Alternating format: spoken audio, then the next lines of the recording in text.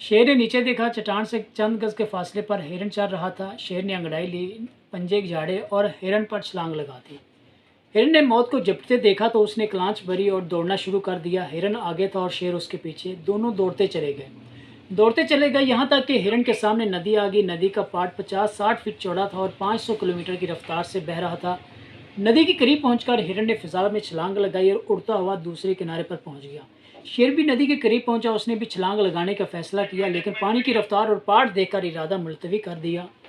हिरन दूसरे किनारे पर खड़ा होकर शेर को देख रहा था। शेर ने उसे पंजा हिलाकर गुड बाय किया, सर झुकाया और वापस चल पड़ा। बंदर ये सारा खेल देख रहा था। उसने दरख्त से हाँक लगाई, बादशाह सलामत, आप हिरन से हार गए। शेर ने गुस्से से उसकी तरफ देखा और बोला, ये हिरन नहीं, जिंदगी की फतह थी। बंदर खामोशी से सुनता रहा। शेर बोला, मैं भूख के लिए भाग रहा था और हिरन जिंदगी के लिए दौड़ रहा था। चनाचे ये 60 फीट चौड़ी नदी फलांग गया, जबकि मैं नदी के किनारे पहुंचकर रुक गया। शेर बोला, अगर जिंदगी और भूख दोनों मकसद हैं तो इसका मकसद मेरे मकसद से बड़ा था, लिहाजा ये जीत गया और मैं हार गया। शेर की कहानी ख़त्म हुई और यहाँ से मेरी कहानी शुरू होती है।